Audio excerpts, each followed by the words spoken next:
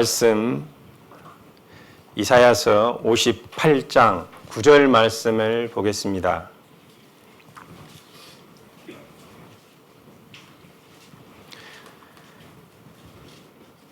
구절 말씀 제가 읽겠습니다.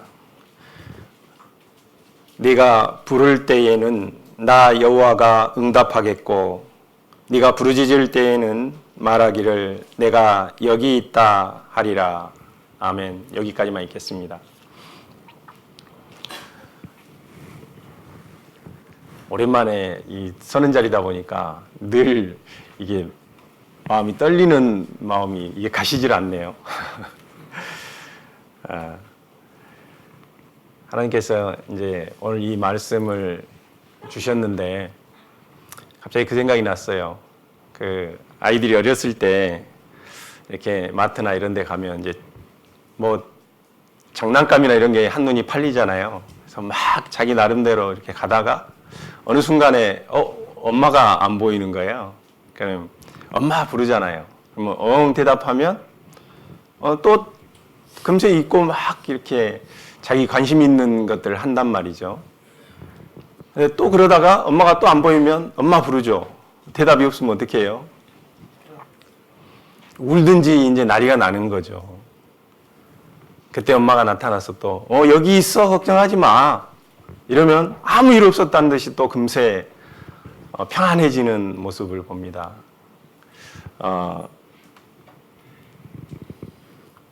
그 이상한 교회에서 뭐 엄마 하나님 이렇게 얘기하니까 좀 그러는데 우리 말씀이 우리에게는 엄마다 하는 생각이 들어졌어요. 오늘 이 말씀을 중심으로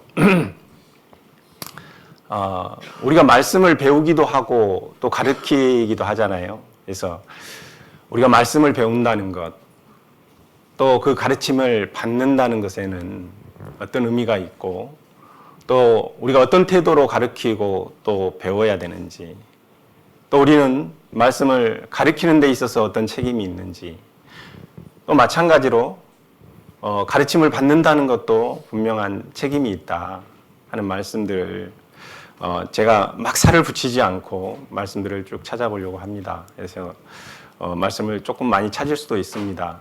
그래서 혹시 찾는데 좀 늦으시는 분들은 그냥 들으시고 나중에 한번 찾아보시면 좋을 것 같습니다.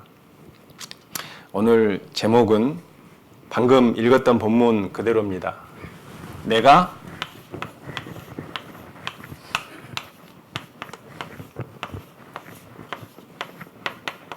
여기 있다. 내가 여기 있다 하리라. 이 말씀입니다. 본문은 굳이 안 잡아 놓으셔도 되는데 나중에 한번 보긴 할 겁니다. 요한복음 5장을 한번 보겠습니다.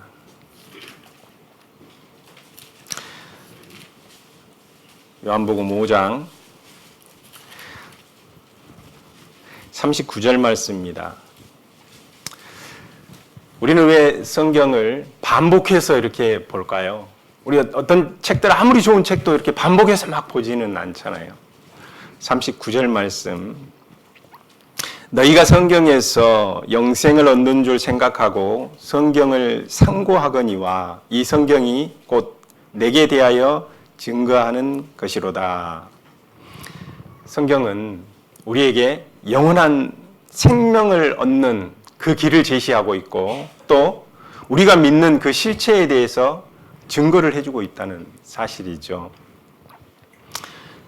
38절에 보시면 그 말씀이 너희 속에 거하지 아니하니 이는 그의 보내신 자를 믿지 아니함이라. 근데 이 말씀을 내 속에 이 말씀이 없으면 어떻게 돼요? 증거가 보이지 않고 믿어지지가 않는 거죠.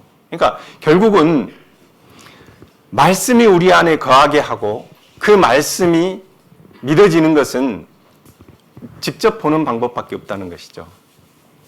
성경을 직접 보는 것이 우리에게 있어서 증거가 되고 또 길이 된다는 것을 얘기해 주고 있습니다. 뒤로 넘기셔서 디모데 후서 디모데후서 3장 보겠습니다.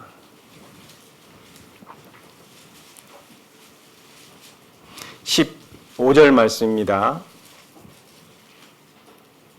또 네가 어려서부터 성경을 알았나니 성경은 능히 너로 하여금 그리스도 예수 안에 있는 믿음으로 말미암아 구원에 이르는 지혜가 있게 하느니라.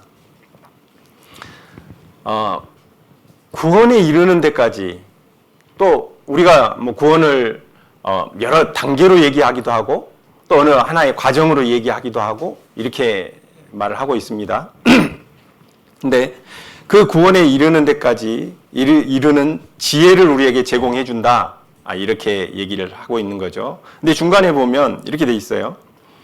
그리스도 예수 안에 있는 믿음으로 말미암아, 이렇게 돼 있는 거죠. 결국은 믿음이라고 하는 게 내가 이걸 믿어야지 한다고 해서 믿어지는 게 아닐 수도 있다는 거죠. 우리가 믿는 그 믿음이 내가 믿어서 구원을 얻는 걸까요? 언뜻 생각하면 내가 믿으니까 구원을 얻는 거야, 이렇게 얘기할 수도 있어요.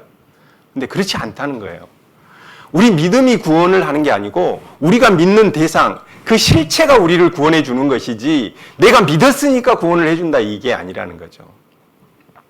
예수 그리스도가 우리를 위해서, 우리 죄를 위해서 우리 죄를 담당해 주심으로 우리의 죄가 없어진 것이고, 우리가 그것을 믿었을 때 우리가 이 사실을 내가 받아들임으로써 구원을 얻는 것이지, 내가 어떤 사실을 믿었으니까 구원을 얻었다, 이렇게 얘기하면 이 언어적인 도단이 된다는 사실입니다.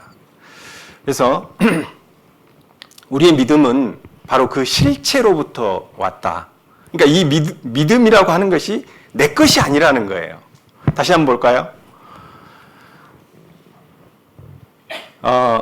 성경은 능히 너로 하여금 그리스도 예수 안에 있는 믿음으로 말미암아 구원에 이르는 지혜가 있게 하느니라, 이렇게 얘기하고 있어요. 그러니까 그 믿음의 실체가 그리스도 안에 있고 그 믿음이 우리에게 와버렸다는 것이죠. 우리가 믿어서 그게 생긴 게 아니라 그 믿음이 우리에게 왔다는 그 주체적인 출발이 어디에 있는지를 밝혀주고 있는 것입니다. 그래서 어떤 사실이 왜 우리는 그런데 어떤 주님께서 우리에게 많은 말씀들을 제공해주고 계시는데 왜 우리가 이게 잘 안 믿어질 때가 있을까요? 어떤 부분은 믿어지고 어떤 부분은 왜 잘 이게 안 믿어질 때가 있을까요? 그것은 성경을 보지 않기 때문에 그럴 수 있어요. 요즘은 많은 매체들, 영상을 제공하는 많은 매체들, 어떤 때 저도 우리 설교를 이렇게 듣다가 이게 끝나고 나면 자연스럽게 유사한 설교들이 떠요. 그러면 그냥 대부분은 스킵을 하는데 어떤 때 또 그걸 그냥 아무 생각 없이 듣게 된단 말이죠. 듣다 보면 정말 저 말이 맞는 것 같고, 왜 우리는 이렇게 알고 있는데 왜 또 저렇게 얘기하지? 그리고 또 찾아보게 되고, 이런 것들을 보면서 또 때로는 이게 어떤 게 맞는 거지? 좀 갈등이 생길 때도 있고, 이런 것들을 경험하게 된다는 것이죠. 근데 그 답이 어디에 있어요? 성경에 있잖아요. 근데 자꾸 누군가로부터 듣다 보면 얼마나 믿음직하게 믿을 수 있을 만큼 그렇게 얘기를 하겠어요. 그러다 보니까 유혹이 될 수도 있고, 또 때로는 어떤 우리가 믿는 믿음에서 이것들이 혼돈을 줄 수 있는 그런 요소들이 있을 수 있다는 사실입니다. 누가복음 24장을 한번 보겠습니다.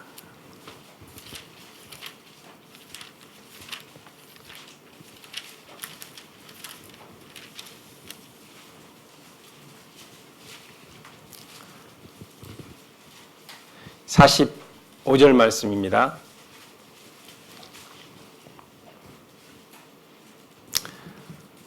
이에 저희 마음을 열어 성경을 깨닫게 하시고, 마음을 열어서 성경을 깨닫게 하셨다, 이렇게 말씀하고 계시고, 그 앞에 32절에 보시면 저희가 서로 말하되 길에서 우리에게 말씀하시고 우리에게 성경을 풀어주실 때에 우리 속에서 마음이 뜨겁지 아니하더냐 하고, 그러니까 예수님께서 부활하시고 제자들에게 그 말씀을 풀어주실 때 그 마음이 뜨겁게 되었다. 또 떡을 떼서 먹을 때, 떡을 떼 주실 때, 그것을 먹었을 때 말씀을 깨닫게 되었다. 이렇게 얘기를 하고 있는 것이죠. 이걸 기억하시면서 요한복음 9장을 보시겠습니다.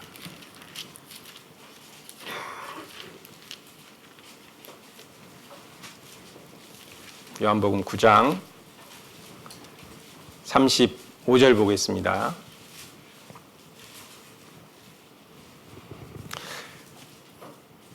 (35절) (36절을) 제가 읽겠습니다. 예수께서 저희가 그 사람을 쫓아냈다 하는 말을 들으셨더니 그를 만나사 가라사대 네가 인자를 믿느냐? 대답하여 가로되 주여 그가 누구시오니까 내가 믿고자 하나이다. 이제 소경이 눈을 떴는데 자꾸 그 눈 뜬 것에 대해서 어떻게 눈을 떴는지 이제 자꾸 물어보고 또 그에게 너희도 그 제자가 되려고 하냐? 이렇게 얘기해서 이제 거기 그 회에서 이제 쫓겨난 거죠. 그랬을 때 주님께 와서 이렇게 묻고 있습니다. 근데 그 소경의 마음에는 정말 믿고 싶어요. 이미 자기가 눈을 뜨게 됐는데 이게 어디서부터 오는 능력인지 정말 하나님께서 온 게 아니라면 이렇게 소경이 눈을 뜬다는 얘기를 들어본 적이 없다. 근데 그것을 확인하고 싶고 그것을 믿고 싶은 것이죠. 근데 아까 말씀드렸듯이 그 믿음이라는 게 실체를 통해서 보여지는 거잖아요. 그래서 예수님께서 그 다음 절에 이렇게 얘기하셔요. 37절 한번 보셔요. 예수께서 가라사대 네가 그를 보았거니와 지금 너와 말하는 자가 그이니라. 그 실체가 자신이라는 것을 보여주신 것이죠. 그러니까 우리가 찾는 그 실체를 만났을 때 결국은 변화되고 그 믿음이 보여지게 된다는 것이죠. 근데 우리는 때로 주님을 찾으면서 그 실체를 늘 찾아다닐 수도 있어요. 근데 우리가 어떤 영상 매체, 요즘 뭐 어떤 제목만 쳐도 관련된 많은 것들이 인터넷을 통해서 보여지죠. 과연 거기에서 찾을 수 있을까? 더 어떤 혼란 가운데 빠질 수밖에 없다는 것이죠. 단지 우리가 보고 있는 이 말씀을 만났을 때 그 실체를 보게 되고 믿게 된다는 것을 성경은 이야기하고 있습니다. 그 다음 절 보시면 38절입니다. 가로되 주여 내가 믿나이다 하고 절하는지라. 아무 설명도 없어요. 단지 네가 찾는, 네가 믿고 싶어하는 그 실체가 바로 나야 라고 지금 이야기하고 있는 것이고, 그 실체를 보는 순간 어떤 설명도 없는데 주여 내가 믿나이다 라고 고백하는 장면을 우리는 볼 수 있는 것입니다. 38절 9절입니다. 가로되 주여 내가 믿나이다 하고 절하는지라. 예수께서 가라사대 내가 심판하러 이 세상에 왔으니 보지 못하는 자를 보게 하고 보는 자들은 소경되게 하려 함이라 하시니. 뭔가를 본다고 하는 거, 안다고 하는 것은 속을 수도 있어요. 우리가 성경이 아니라면 어떤 사상이나 어떤 이념도 우리를 속일 수 있다는 것이죠. 단지 성경만이 진리이기 때문에 성경은 우리를 속이지 않아요. 있는 그대로 언제든지 오픈되어 있고 보여줄 수 있다는 것이죠. 그리고 변명하지 않아요. 왜? 실체니까, 진리니까, 변하지 않으니까 변명할 필요가 없는 것이죠. 그것을 보기를 우리가 에베소서 1장 18절 말씀해 보시면 사도 바울이 기도하죠. 우리에게 마음 눈을 밝혀주셔서 정말 하나님의 그 놀라운 것들을 다 보게 해달라고 그렇게 에베소서에는 기도하고 있는 것입니다. 그 앞장 4장을 보겠습니다. 요한복음 4장입니다. 4장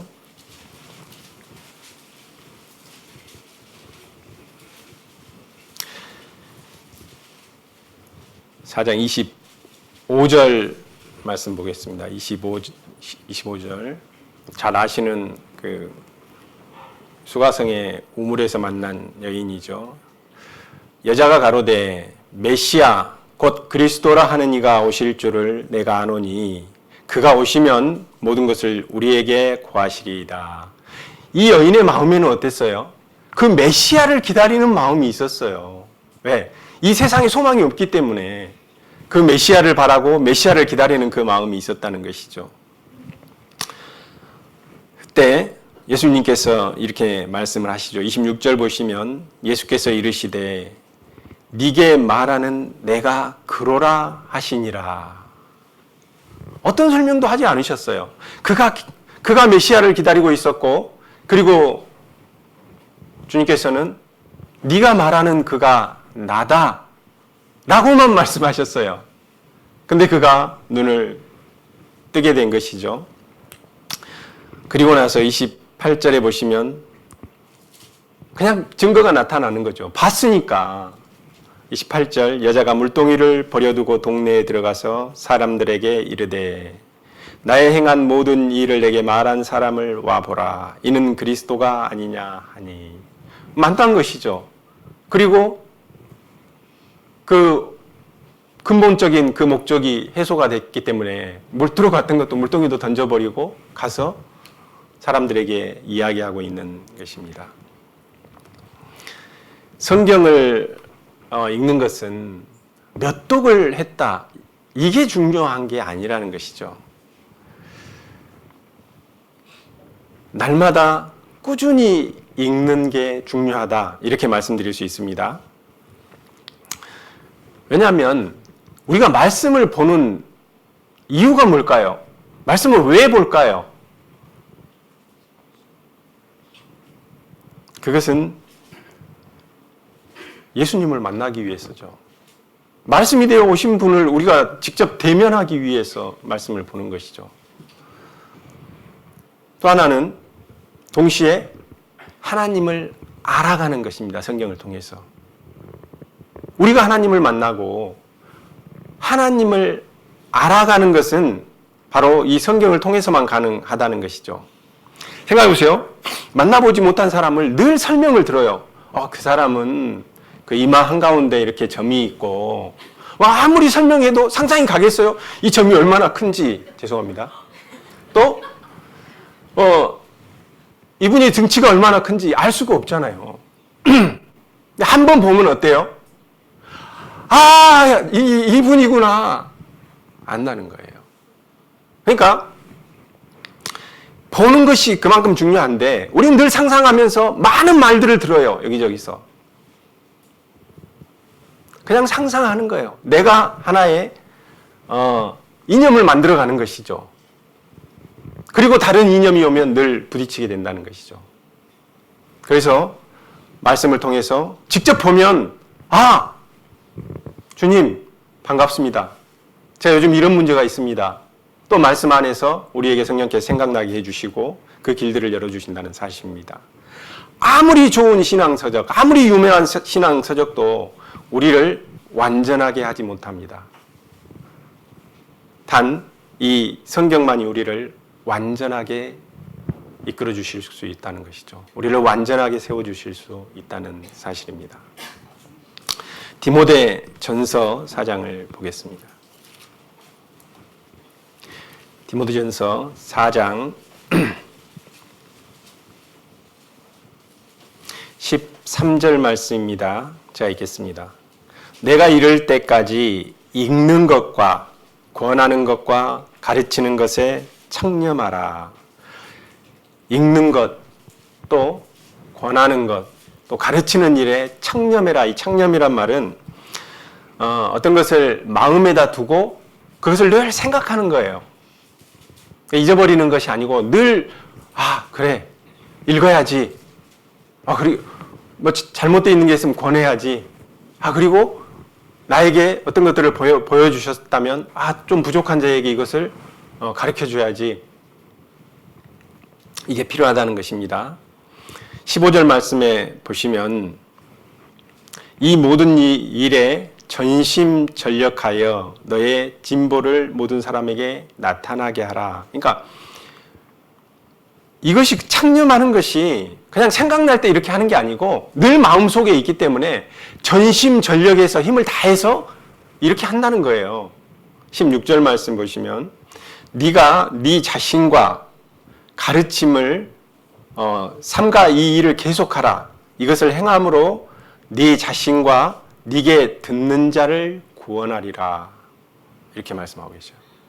그러니까 우리 자신뿐만 아니라 이것을 우리 안에 주신 것들을 서로 누구인가 알려줌으로써 너와 그 사람까지도 구원에 이르게 한다라고 성경은 우리에게 알려주고 있는 것입니다. 6절 말씀 한번 보십니다. 6절에 보시면 네가 이것으로 형제를 깨우치면 그리스도 예수의 선한 일꾼이 되어 믿음의 말씀과 내가 쫓은 선한 교훈으로 양육을 받으리라.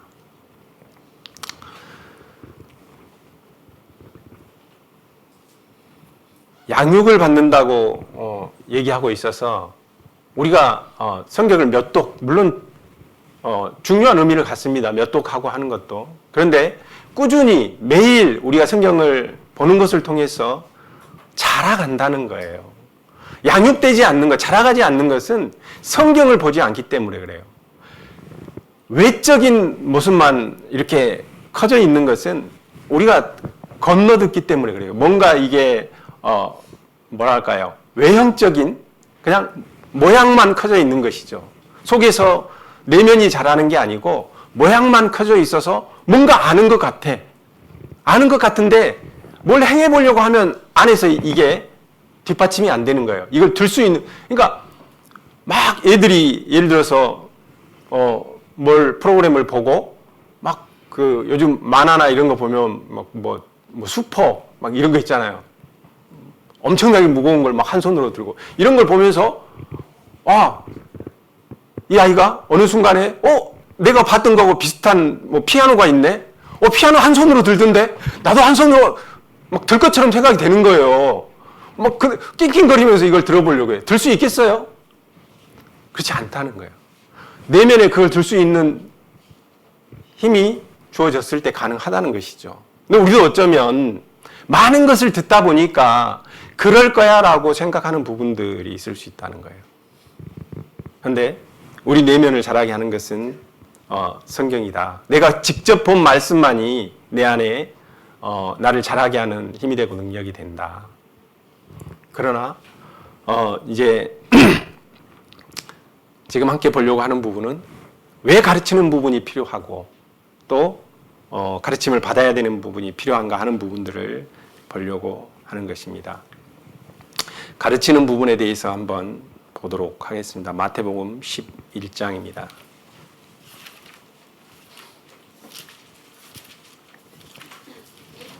마태복음 11장 29절 말씀입니다.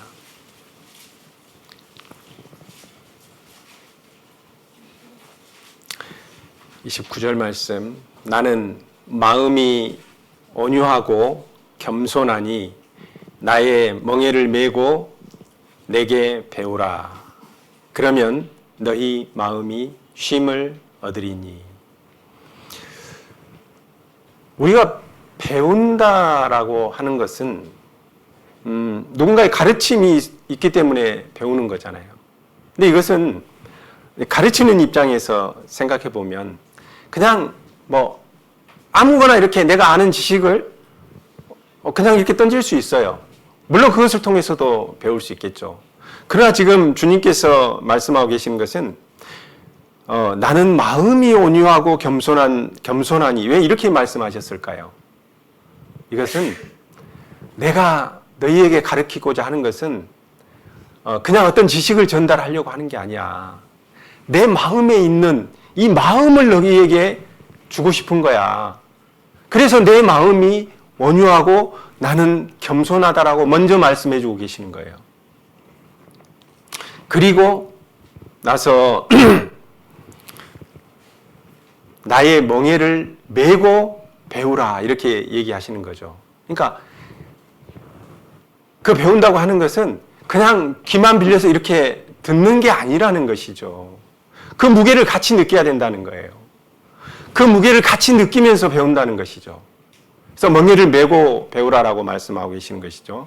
다시 28절부터 30절까지 한번 보겠습니다. 수고하고 무거운 짐진 자들아 다 내게로 오라. 내가 너희를 쉬게 하리라. 나는 마음이 온유하고 겸손하니 나의 멍에를 메고 내게 배우라. 그러면 너희 마음이 쉼을 얻으리니 이는 내 멍에는 쉽고 내 짐은 가벼움이라 하시니라. 그러니까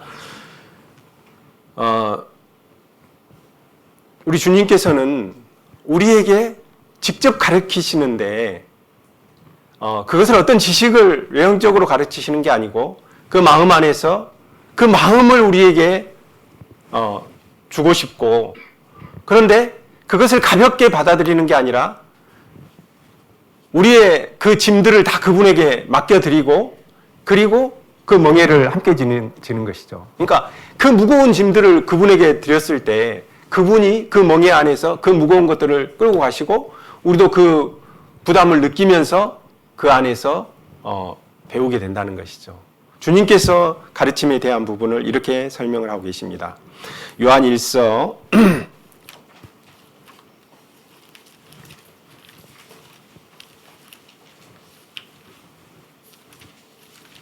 요한 1서 2장 보겠습니다. 2장 27절 말씀을 제가 읽겠습니다. 너희는 주께 받은 바 기름 부음이 너희 안에 거하나니 아무도 너희를 가르칠 필요가 없고 오직 그의 기름 부음이 모든 것을 너희에게 가르치며 또 참되고 거짓이 없으니 너희를 가르치신 그대로 주 안에 거하라. 기름 부음이 친히 우리를 가르쳐 주신다. 이렇게 말씀을 하고 계십니다. 그리고 26절에 보시면 너희를 미혹해 하는 자들에 관하여 내가 이것을 너희에게 썼다. 이렇게 말씀하시면서 기름 부음이 너희를 가르쳐 주신다. 이렇게 얘기하고 있습니다. 그러니까 우리에게는 많은 미혹거리들이 있는데 그것으로부터 보호해 줄 수 있는 길, 그런 미혹으로부터 보호해 줄 수 있는 길들을 우리 안에서 직접, 왜냐하면 우리가 만약에 세상을 살아가면서 많은 유혹거리들과 세상에 있는 것들이 얼마나 우리를 공격하는 것들이 많아요. 그런데 그것들로부터 우리가 늘 성경을 들고 다니면서 이렇게 할 수 없잖아요. 우리 안에 오신 성령께서 그것들로부터 우리를 보호해 주시고 또 우리를 인도해 주신다는 것을 성경은 예시해 주고 있다는 사실입니다. 데살로니가전서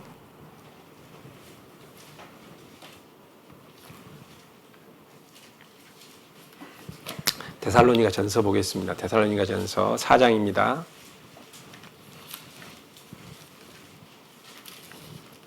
4장 9절 말씀.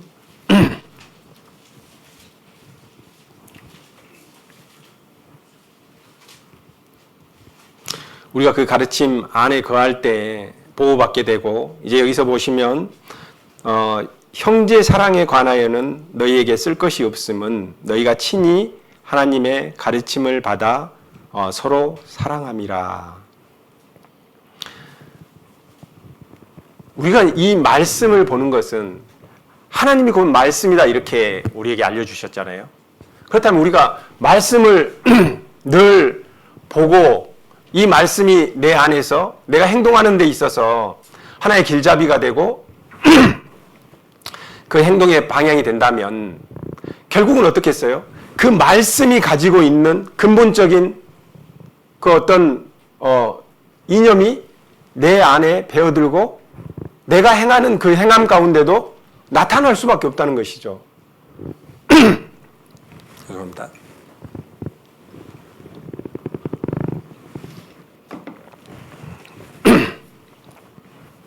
요한일서에 보니까 하나님은 사랑이시라 이렇게 말씀하고 계셔요. 우리가 하나님의 말씀을 읽고 봤는데 갑자기 내 안에 없던 사랑이 나오는 거예요. 이게 어디서 왔지? 어디서 왔겠어요? 말씀에서 온 거죠. 우리가 하나님을 만났고 하나님은 사랑이시기 때문에 우리가 그분을 만났더니 그 사랑이 은연중에 나에게서 나타나지더라는 것이죠. 그러니까 사랑해야 돼, 서로 사랑해야 돼, 이렇게 얘기할 필요가 없는 거죠. 사실은 그냥 우리는 말씀을 보고 말씀이 우리에게 주시는 그 힘으로 능력으로 행했을 뿐인데 우리의 행함 가운데 하나님의 그 사랑이 드러나는 것이죠. 하나님의 성품이 우리 안에서 나타나진다는 사실입니다. 그러니까 그냥 하나님의 말씀을 깨달으면 사랑은 자동 사랑이다. 그리고 그 사랑의 주체는 내가 아니고 하나님의 사랑이었다. 이렇게 보시면 될 것 같습니다. 요한복음 14장을 보겠습니다.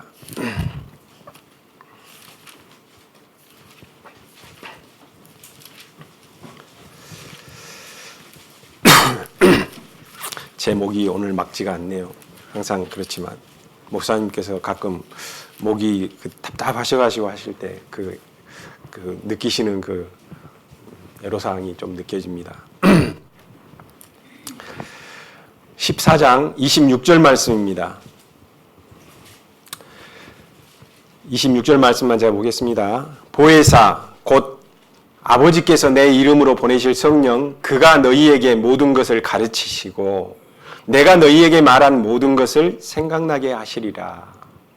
아까 말씀드렸듯이 보혜사가 뭐예요? 우리를 보호해 주시는 분이잖아요.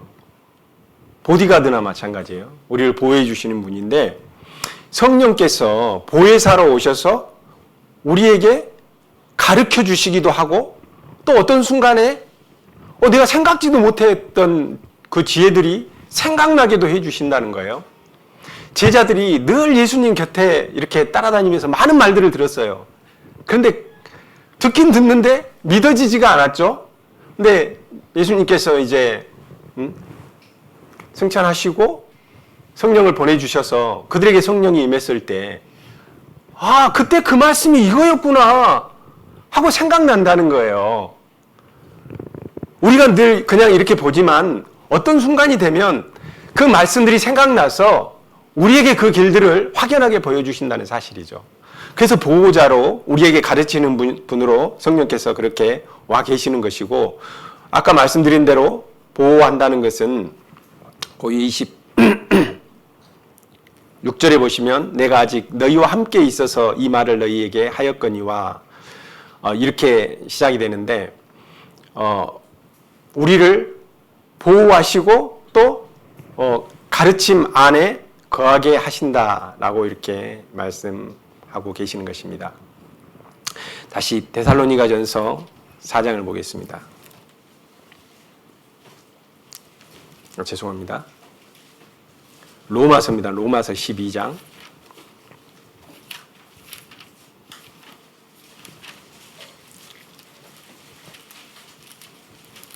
로마서 12장 찾으셨으면 6절부터 제가 보겠습니다. 우리에게 주신 은혜대로 받은 은사가 각각 다르니 혹 예언이면 믿음의 분수대로 혹 섬기는 일이면 섬기는 일로 혹 가르치는 자면 가르치는 일로 혹 권면하는 자면 권위하는 일로 구제하는 자는 성실함으로 다스리는 자는 부지런함으로 긍휼을 베푸는 자는 즐거움으로 할 것이니라. 그 동일한 성령께서 이제 때로는 우리가 이 교회라는 몸된 교회를 세워가실 때 이제 각각의 요소별로 필요한 은사들을 나눠주신다는 거예요. 그리고 그 은사를 통해서 이제 교회를 세워가는 일을 행하시는 것이죠. 그래서 각각 그 은사대로 이렇게 일들을 주시고 그리고 요구하는 게 뭐예요? 성실함으로, 부지런함으로, 또 즐거움으로 이렇게 하라라고 말씀하시고 11절에도 부지런하여 게으르지 말고 열심을 품고 주를 섬겨라 이렇게 말씀해요. 그러니까 성령께서 그 행하시는 방법은 말씀을 통해서 우리가 말씀을 본 것들을 어떤 순간순간에 기억나게 생각나게도 하시고 또 우리를 어떤 상황 가운데서 보호하기도 하시지만 교회를 세워가실 때는 또 각각의 은사를 주셔서 그 은사들 안에서 그러니까 어떤 우리 성도들을 매개로 삼아서 일할 수 있게끔 도와주신다는 거예요. 그리고 그 은사를 받은 자는 이제 열심을 품고 부지런함으로 그 일들을 행해야 된다는 사실을 성경은 이야기해 주고 있는 것입니다. 디모데 후서 2장 보겠습니다.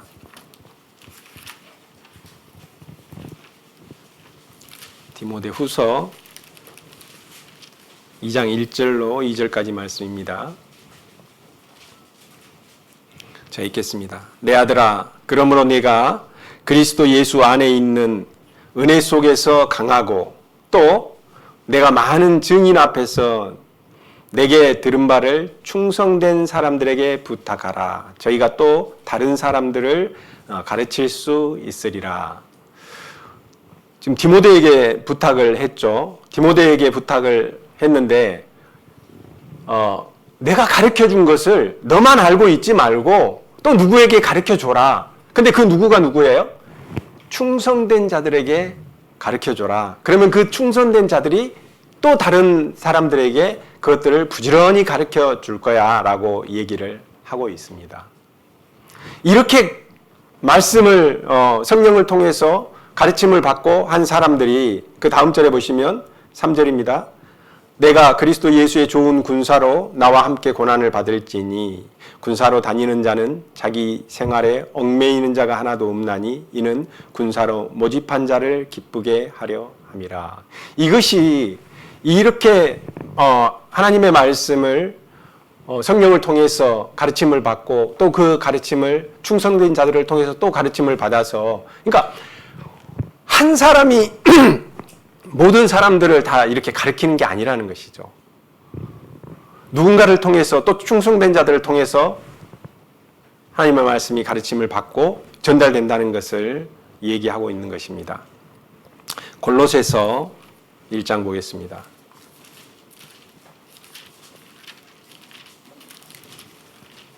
골로새서 1장 28절 말씀입니다. 28절, 29절 말씀 제가 읽겠습니다.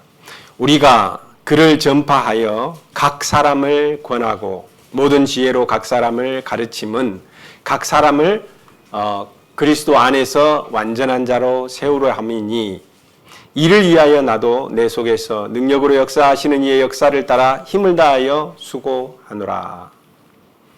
그러니까 각 사람을 그리스도 안에서 완전하게 세운다 이렇게 얘기하고 있어요. 이 가르침들을 통해서. 그러니까 우리는 어찌 보면 혼자서는 이렇게 서 있기가 참 힘들다는 것이죠. 그런데 누군가를 가르쳐서 세웠어요. 그러면 서로가 기댈 수 있어요. 근데 또 누군가를 가르쳐서 세웠어요. 그럼 서로가 기대서 세워진다는 것이죠. 그럼 넘어지지 않는 그런 사람들이 많이 있으면 권면함과 읽음과 권면함과 가르침을 계속하라 이렇게 했잖아요. 그러니까 계속적으로 가르치고 권면하고 하면서 주변에 그렇게 서 있는 사람들이 많으면 서로가 서로를 기대서 계속해서 서 있을 수 있고 더 많은 사람들을 세워갈 수 있다는 사실인 것입니다. 구약성경 한 군데 보실까요? 사무엘상 12장 보겠습니다. 사무엘상 12장.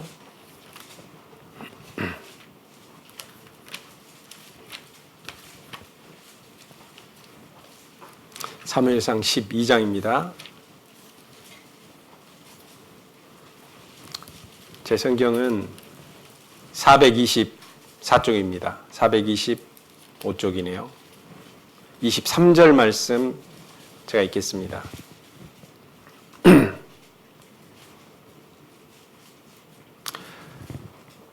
나는 너희를 위하여 기도하기를 쉬는 죄를 여호와 앞에 결단코 범치 아니하고 선하고 의로운 도로 너희를 가르칠 것인즉. 자,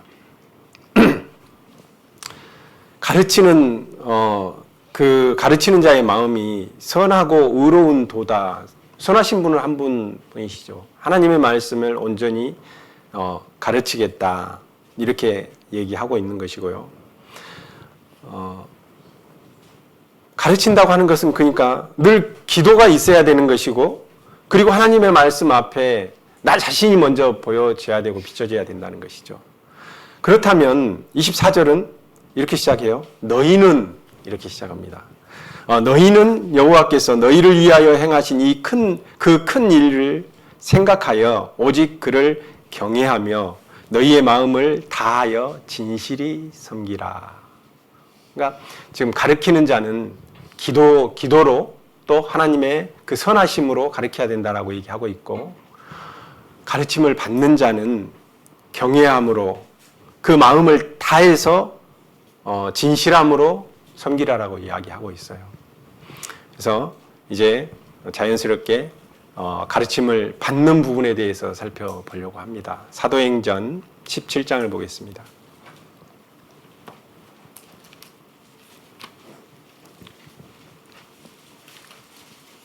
사도행전 17장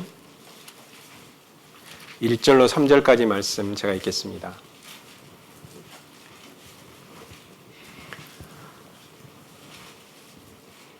자, 있으면 읽겠습니다. 저희가 암비볼리와 아볼로니아로 다녀가 데살로니가에 이르니 거기 유대인의 회당이 있는지라. 바울이 자기의 규례대로 저희에게로 들어가서 새 안식일에 성경을 가지고 강론하며 뜻을 풀어 그리스도가 해를 받고 죽은 자 가운데서 다시 살아야 할 것을 증명하고 이르되 내가 너희에게 전하는 이 예수가 곧 그리스도라 하니. 우리 기독교의 핵심을 얘기해주고 있는 것이죠. 그 너희가 죽인 그 예수가 바로 그리스도, 너희가 기다리는 그 메시아야라고 선포를 하고 있는 것입니다. 이때는 사도 바울이 2차 전도여행 중에 데살로니가를 들려서 그렇게 강론을 하고 했는데 사람들 반응이 어땠어요? 어떤 사람들, 몇몇 사람들은 놀라서 정말요? 하고 이런 사람들도 있었지만, 많은 사람들이 특히 유대인들이 시기가 난 것이죠. 그리고 그를 이제 잡아 죽이려고 이렇게 합니다. 4절, 5절만 보실까요? 그 중에 어떤 사람, 곧 경건한 헬라인의 큰 무리와 적지 않은 기부인도 구원함을 받고 바울과 실라를 쫓으나 그러나 유대인들은 시기하여 저자의 어떤 괴악한 사람들을 데리고 때를 지어 성을 소동케 하여 야손의 집에 달려들어 저희를 백성에게 끌어내려고 찾았으나 이제 거기서 여차저차해서 보석금을 내고 이렇게 풀려나서 다른 데로 가게 되죠. 거기가 어디냐면 베레아입니다. 10절부터 한번 볼까요? 10절부터 10절, 11절만 보겠습니다. 밤에 형제들이 곧 바울과 실라를 베레아로 보내니 저희가 이르러 유대인의 회당에 들어가니라. 베레아 사람은 아까 그 데살로니가에 있는 사람보다 더 신사적이어서 간절한 마음으로 말씀을 받고 이것이 그러한가 하여 날마다 성경을 상고함으로. 상고한다는 것은 꼼꼼하게 따져본다는 것이죠. 생각해 보세요. 이 말씀을 우리가 그렇게 꼼꼼하게 따져보지 않는다는 것은 참 어리석은 거예요. 우리가 이 세상에 살면서 집 한 채 사면 어때요? 계약서든 그 등기부 등본이라고 합니까? 얼마나 꼼꼼하게 보겠어요. 이게 제대로 돼 있는지, 이름이 제대로 들어가 있는지. 그러니까 이 세상에 잠깐 살 집도 그렇게 꼼꼼하게 보고 따져보고 뭐가 잘못되어 있으면 가서 다시 수정하고 이렇게 하는데, 하물며 이 계약서, 이 집 문서가 아니라 이 계약서는 영원히 우리가 살아야 되는 그 삶에 대한 계약서잖아요. 근데 그것을 꼼꼼하게 따져보지 않는다? 어리석은 거죠. 그 얘기를 하고 있는 겁니다. 우리가 성경을 그렇게 꼼꼼하게 상고해야 되는 이유를 이 베레아 사람들이 우리에게 알려주고 있는 거예요. 그래서 베레아 사람들은 그렇게 간절한 마음으로 날마다 성경을 봤다. 이것이 가르침을 받는 자들의 태도가 아닌가. 가장 명료하게 우리에게 가르쳐주고 있는 것이 아닌가, 이런 생각이 들어집니다. 고린도전서 8장 보겠습니다.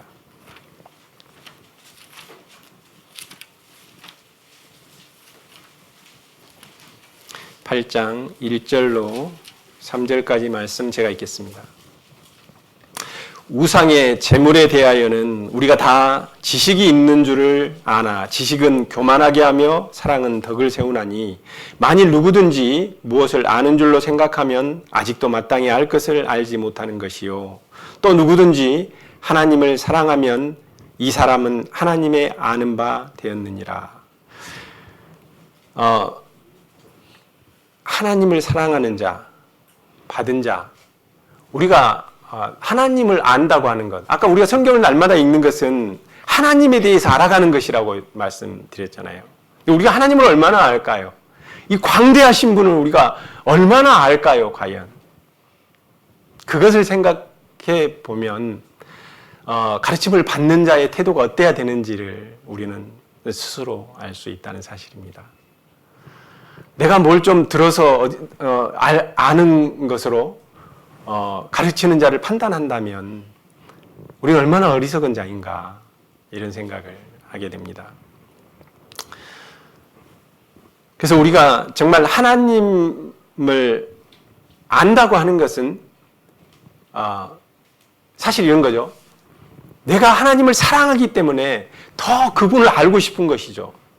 그러니까 이게 어떻게 보면 이렇게 연결이 돼 있는데 말씀을 보다 보니까 그 사랑이 나한테 와서 내 안에 막 사랑이 넘쳐서 내 안에 사랑이 가득해. 근데 또 내가 하나님을 사랑하니까 하나님을 더 알고 싶어. 그러니까 이 서로 연결되어 있는 것이죠. 말씀을 보면 그를 사랑함으로 더 알고 싶어서 더 많이 보게 되고 말씀을 안 보면 그 사랑이 없기 때문에 굳이 내가 별로 사랑하지 않는데 막 알고 싶지 않아. 안 보게. 극과 극이라는 거예요. 안 보면 계속 안 보게 되는 거고 말씀을 보면 계속 볼 수밖에 없다는 거예요. 왜? 그 사랑이 흘러와서 또 그분을 사랑하게 되니까 더 사랑해서 막 하게 되는 거고 상고하게 되는 거고 그 마치 연쇄 반응처럼 사랑하니까 더 알고 싶고 또 그분을 알다 보니까 또 더 사랑하게 되고 막 이렇게 되는 거죠. 갈라디아서 6장 한번 보겠습니다. 갈라디아서 6장 그 뒤에 갈라디아서 6장 6절 말씀입니다.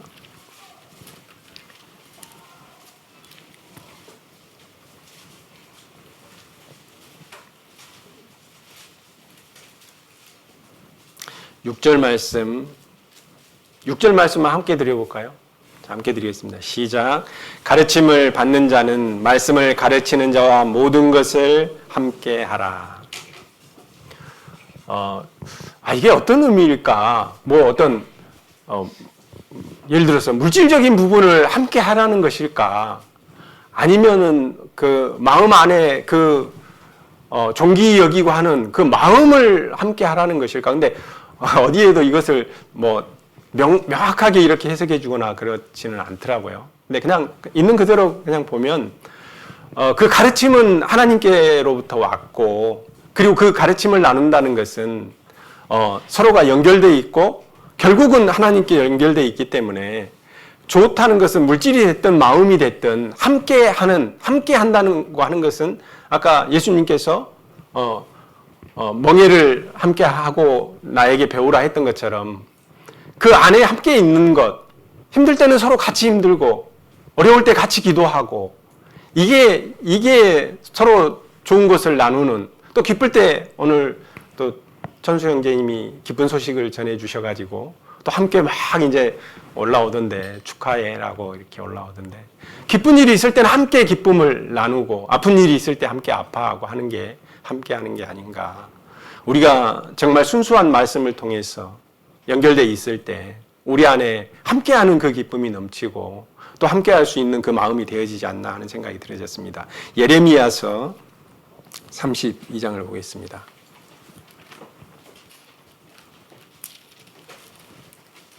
제가 마음이 조급해질까 봐 시계를 안 보고 있어요. 예레미야서 32장 33절 말씀입니다. 33절 그들이 등을 내게로 향하고 얼굴을 내게로 향치 아니하며 내가 그들을 가르치되 부지런히 가르칠지라도 그들이 교훈을 듣지 아니하며 받지 아니하고. 하나님께서 참 안타까워하신 그런 부분이죠. 근데 이들이 왜 받지 않았을까요?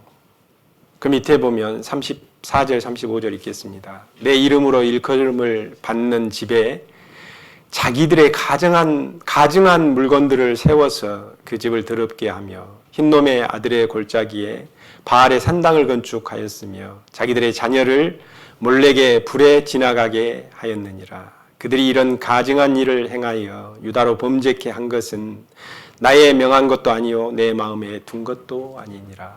그러니까 하나님의 그 가르침을 하나님께서는 선지자들을 통해서 여러 방법으로 그들에게 좋은 길들을 또 하나님께 나오는 길들을 가르쳐 줬지만 그들이 받지 않았어요.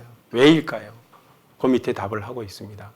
그 마음 안에, 그 집 안에 가증한 것들을 세워놓고 그것들이 있기 때문에, 그것들을 사랑하기 때문에 하나님의 사랑이 들어갈 틈이 없었던 것이죠. 받아들일 수가 없었던 것이죠. 그래서 내 안에 가증한 것들, 그것들이 자여지지 않는다면 결코 하나님의 사랑은 그 마음 안에 흘러갈 수 없다는 것을 가르쳐주고 있습니다. 가르침에는 행함을 전제로 하고 있습니다. 왜냐하면 그 가르친 것들을 행하지 않는다면 가르치는 게 무슨 의미가 있겠습니까? 가르침을 받는 자도 마찬가지죠. 그 행함에 대한 부분은 하나의 그냥 뭘 어떻게 해라는 게 아니죠. 행해지는, 엄밀히 따지면 행하여지는 것이죠. 왜? 내면에 그 힘이 있고 능력이 있기 때문에 움직여지는 거예요. 당연히. 로마서 2장 보겠습니다. 로마서 2장 21절 말씀입니다.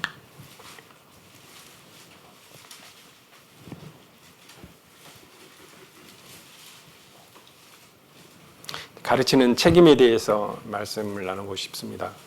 21절, 그러면 다른 사람을 가르치는 내가 네 자신을 가르치지 아니하느냐? 도적질하지 말라 반포하는 내가 도적질하느냐? 간음하지 말라 말하는 내가 간음하느냐? 우상을 가증히 여기는 내가 신사 물건을 도적질하느냐? 율법을 자랑하는 내가 율법을 범함으로 하나님을 욕되게 하느냐? 기록된 바와 같이 하나님의 이름이 너희로 인하여 이방인 중에서 모독을 받느니라. 21절 다시 보시면 가르친다고 하는 것은 자신을 먼저 가르쳐야 된다라고 이렇게 얘기하고 있어요. 지금 제가 이 가르침이라는 부분에 대해서는 물론 당연히 설교자들이나 이런 부분을 얘기할 수도 있지만 엄밀히 따지면 우리 안에서 성령께서 우리 안에 주신 것들을 서로 나눌 때에도 어떤 가르침 부분을 얘기하고 있기 때문에 오해가 없으시기를 바랍니다. 22절부터 내용이 그게 가르침 부분에 있어서 우리 안에서 먼저 행해지지 않는 것들을, 그러니까 우리가 어떤 지식으로 받은 것들을 막 남발한다고 하는 것은 이것은 누군가에게 짐을 줄 수 있고 자기도 행할 수 없는 것들을 교훈해 준다라고 얘기하면서 남에게 짐을 씌워버릴 수도 있다는 사실이죠. 그래서 굉장히 이 가르친다는 부분에 있어서는 우리가 좀 심사숙고해 봐야 되는 그런 부분이라는 사실입니다. 이로 인해서 오히려 이방인 중에서 그것을 행할 수 없는 것들을 가르치고 했을 때 이방인 중에서 모독을 받을 수 있다라고 이렇게 얘기하고 있습니다. 마태복음 5장 보겠습니다. 5장 19절 말씀입니다.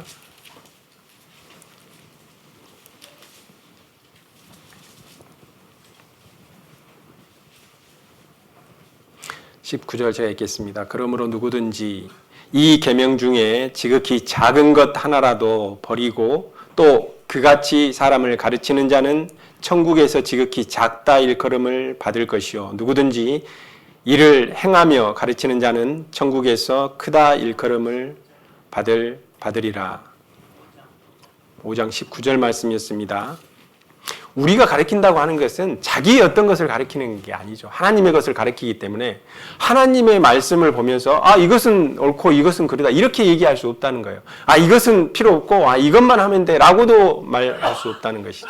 하나님께서 우리에게 주시는 것들을 가르쳐야 된다는 사실입니다. 우리가 그것을 빼거나 더할 수 없다는 것이죠. 우리가 판단할 수 없다는 것을 말씀하고 계시는 것입니다. 계시록 마지막에도 하나님께서는 더하거나 빼지 말라라고 이렇게 경고를 하고 계십니다. 디도서 2장입니다. 디도서 2장 3절 말씀입니다.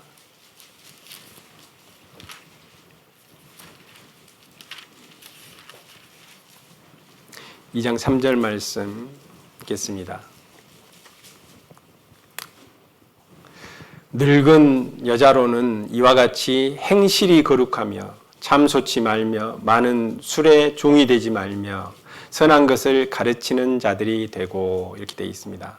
여기에서는 특별히 행실이 거룩하며 하면서 이렇게 얘기를 하고 있어요. 그러니까 결국은 말로서가 아니라 우리가 어떤 말을 통해서 가르치는 게 아니라 그 행실이 가르침이 된다.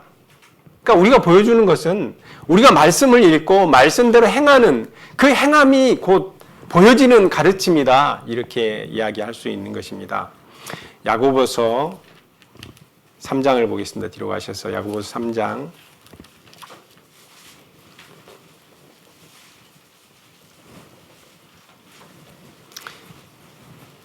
3장 제가 순간 시계를 봤어요.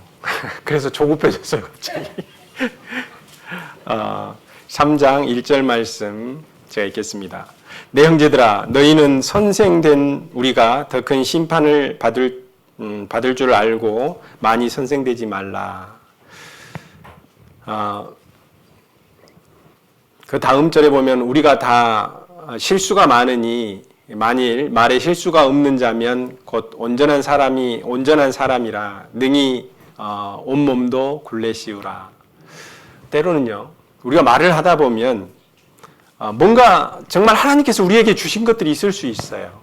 있는데 이것을 얘기를 하다 보면 자꾸 내가 거기다 이렇게 뭘 좀 붙이고 싶은 거예요.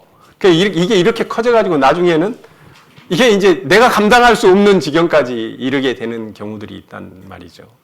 그래서 우리가 그것들을 주의해야 된다는 거예요. 왜? 누군가에게 그게 엄청난 상처를 줄 수도 있고요. 또 누군가에게는 그것이 문제가 될 수도 있는, 오해가 돼서 문제가 될 수도 있는, 나는 그렇게 안 되는데 저분은 뭔가 막 이게 엄청나게 커 보이는 것이죠. 그래서 우리가 말에 주의를 해야 되는데 우리 잠언에 보면 입과 혀를 지키는 자는 그 영혼을 환난에서 보전한다라고 이렇게 말씀하고 계시듯이 우리가 그 말에 대해서 좀 주의해야 되겠다 하는 생각들도 들렸습니다. 가르침에 대한 책임은 사실 작은 것에서부터 어마어마하게 큰 것까지. 요즘 한참 유행하는 게 이제 신사도운동이라 그래가지고 막 그 성령의 능력을 막 보여주는 뭔가 막 보여지는 이제 이런 것들이 한참 유행을 하고 있죠. 유행처럼 그렇게 번지고 있는데 이것들이 어쩌면 기독교의 그 본질을 많이 흐려놓는 그런 것들 중에 하나가 아닌가 생각이 되져요.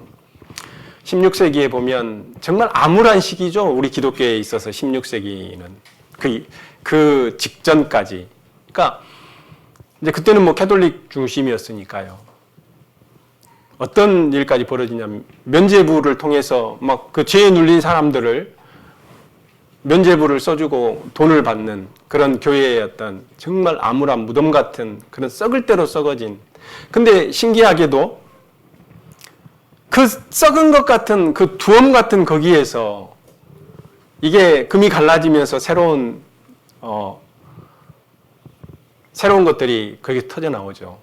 그게 이제 루터가 종교 개혁을 하면서 이 암울한 시대의 어떤 프로테스탄트 같은 그런 사상들, 그러니까 개신교죠. 저항자들의 어떤 그런 이념들이 거기서 피어나면서 어쩌면 우리 개신교, 기독교가 새롭게 거듭나게 되는 그 놀라운 역사들이 일어나게 됩니다.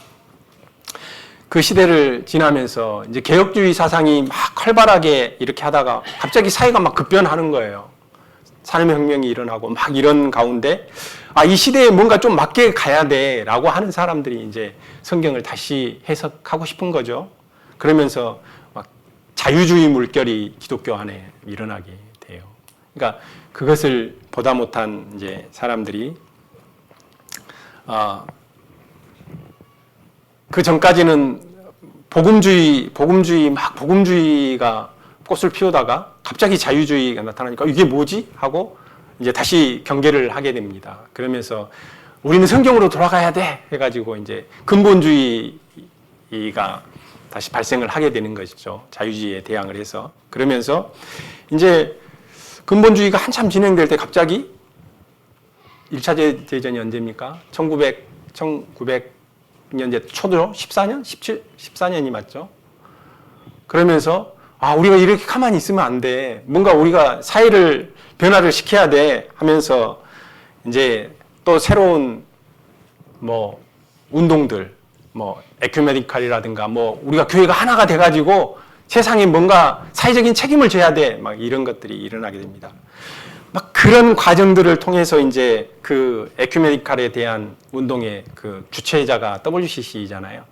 WCC가 나타나고 그러면서 또 거기에 반해서 이제 복음주의자들이 또 모여가지고 아니야 저거 잘못됐어 하면서 또 이제 연합체를 형성합니다. 그게 WEA라는 이제 그 복음주의 연합회가 들어서게 되는데 이게 이제 이때부터 어떤 신복음주의자들이 막 또 이렇게 뭉쳐가지고 새로운 이념들을 얘기를 하고 있습니다. 근데 이게 왜 이런 부분들을 우리가 알아야 되냐면요. 우리가 듣게 되는 많은 설교들이 이런 각각의 어떤 개혁주의적인 성향을 가진 목사님들도 있고, 교파들도 있고, 또 어떤 데들은 또 복음주의적인, 어떤 데는 또 이제 그거 좀 다른 결을 가지고 있는 신복음주의자들, 또는 말씀만 보게 되는 어떤 근본주의자적인 어떤 그런 성향들을 가진, 각각 성경을 바라보는 그런 시야들이 이런 어떤 이념에 의해서 해석되어지는 그런 부분들이 있기 때문에 우리가 좀 알아야 되는 게 아닌가. 근데 지난 9월 22일부터 어제까지죠. 28일까지 우리나라 인천 송도에서 로잔대라는 게 진행이 됐어요. 이게 아까 얘기했던 이제 신복음주의 사상을 가진 이제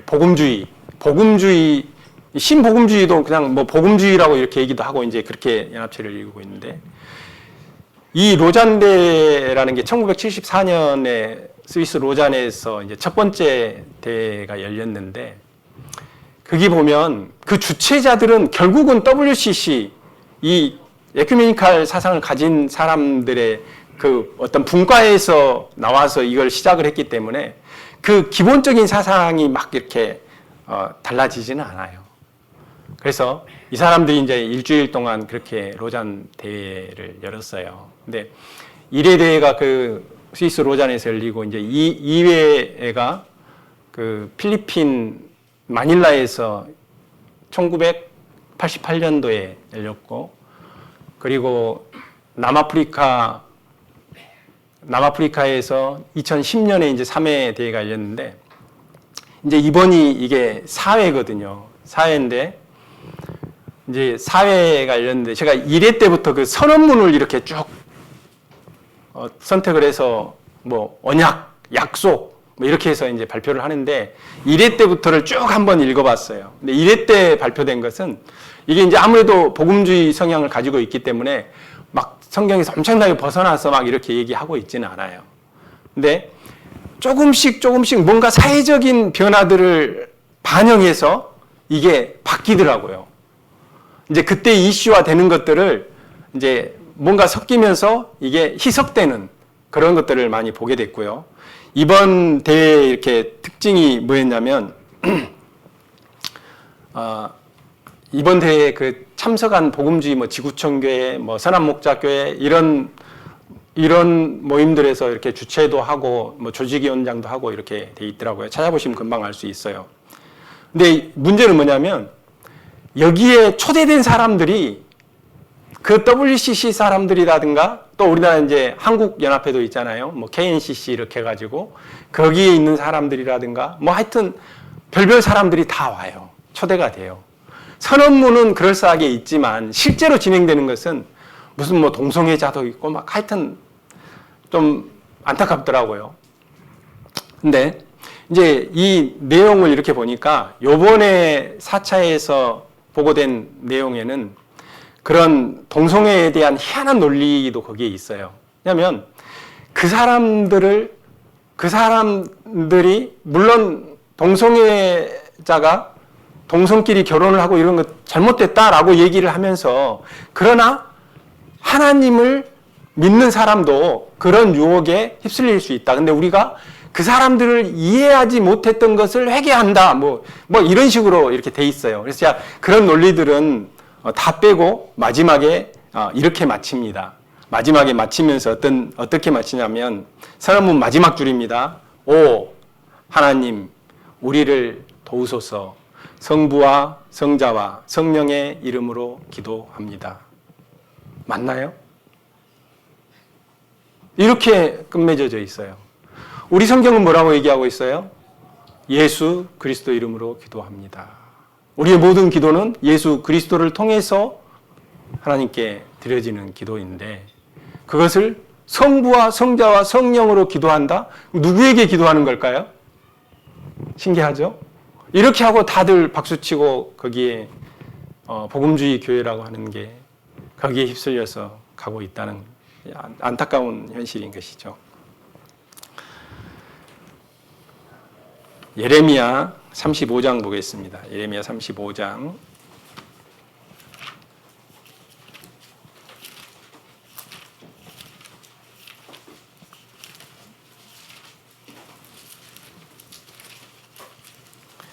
35장 찾으셨으면 14절 말씀입니다. 제가 읽겠습니다. 제 성경 1110쪽입니다. 레갑의 아들 요나답이 그 자손에게 포도주를 마시지 말라 한 그 명령은 실행되도다.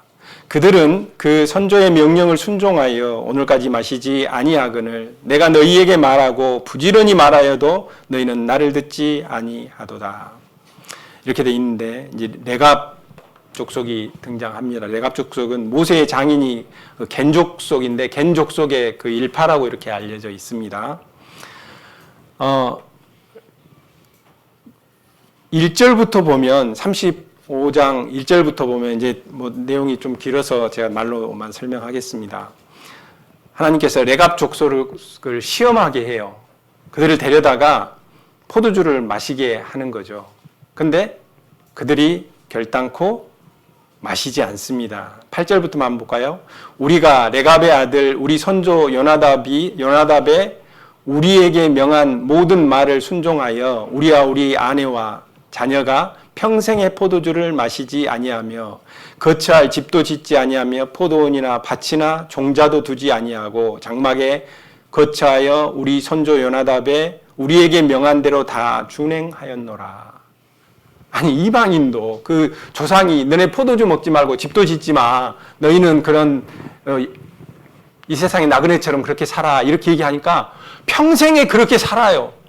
그리고 그들 데려다가 포도주를 좀 먹게 해보려고 야 이거 마셔 해도 거부하더라는 거예요. 근데 하나님의 백성은 하나님께서 부지런히 가르치고 증거들을 보여주고 그렇게 했는데도 귀뚱으로도 듣지 않더라는 거예요. 하나님은 어떻게 하셨을까요? 18절 한번 보십니다.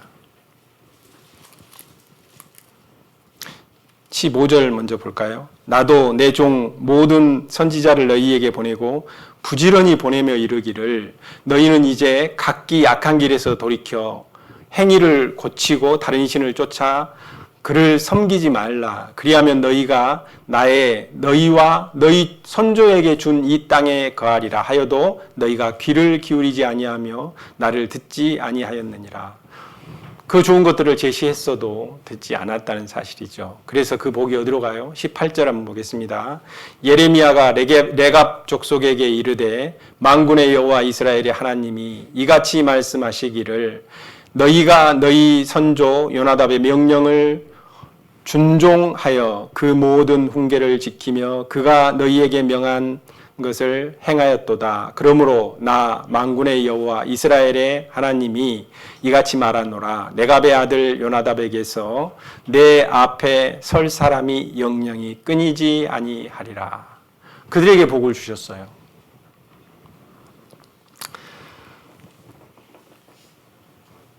우리가 신명기 24장에도 보면 하나님의 말씀을 들려주실 때에 행하라, 주의하여 행하라 이렇게 말씀하시죠. 행하지 않으면 결코 하나님은 역사하실 수 없다는 것을 얘기하고 있습니다. 에베소서 4장 보겠습니다.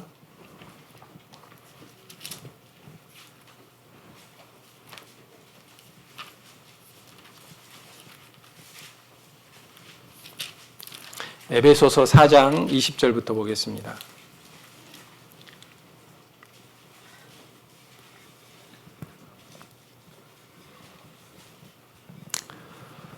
20절부터 24절까지 읽겠습니다. 오직 너희는 그리스도를 이같이 배우지 아니하였느니라. 진리가 예수 안에 있는 것 같이 너희가 과연 그에게서 듣고 또한 그 안에서 가르침을 받았을진데 너희는 유혹의 욕심을 따라 썩어져가는 구습을 쫓는 옛사람을 벗어버리고 오직 심령으로 새롭게 되어 하나님을 따라 의와 진리의 거룩함으로 지으심을 받은 새 사람을 입으라. 잘 아시는 말씀이기 때문에 읽고만 넘어가겠습니다. 디모데후서 3장 보겠습니다. 디모데후서 3장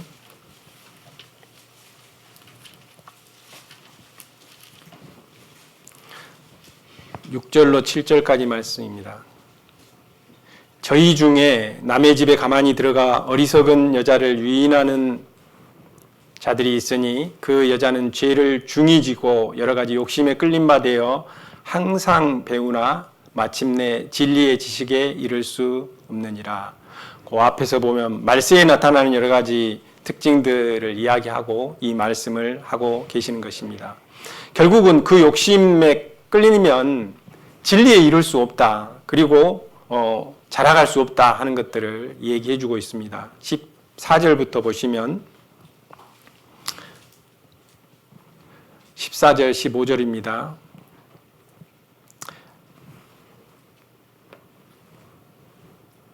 그러나 너는 배우고 확신한 일에 거하라. 네가 네게서 배운 것을 알며 또 네가 어려서부터 성경을 알았나니 성경은 능히 너희로 하여금 그리스도 예수 안에 있는 믿음으로 말미암아 구원에 이르는 지혜가 있게 하느니라. 모든 성경은 하나님의 감동으로 된 것으로 교훈과 책망과 바르게 함과 의로 교육하기에 유익하니 이는 하나님의 사람으로 온전케 하며 모든 선한 일을 행하기에 온전케 하려 함이니라. 우리가 하나님의 말씀을 배우고 행해야 되는 그 부분에 대해서 말씀해 주고 계십니다. 히브리서 5장입니다. 5장 12절 말씀 읽겠습니다. 때가 오래므로 너희가 마땅히 선생이 될 터인데 너희가 다시 하나님의 말씀의 초보가 무엇인지 누구에게 가르침을 받아야 할 것이니 젖이나 먹고 단단한 식물을 못 먹을 자 되었도다. 이 얘기는 배우고 행하지 않으면, 배운 것이 내 안에서 이루어지지 않으면 결국은 초보에 머물러 있고 자라갈 수 없다는 것을 이야기하고 있습니다. 이제 본문 말씀 다시 가겠습니다. 이사야서 58장 9절 말씀. 우리가 성경을 상고하는 것은 하나님을 알아가는 것이고 또한 구원받은 우리에게 있어서 우리가 성경을 본다는 것은 주님을 대면하는 것이라는 사실이죠. 9절 말씀 전반부, 아까 제가 처음에 읽었던 전반부까지만 함께 읽도록 하겠습니다. 시작. 네가 부를 때에는 나 여호와가 응답하겠고 내가 부르짖을 때에는 말하기를 내가 여기 있다 하리라. 아멘. 그 뒤에 65장입니다.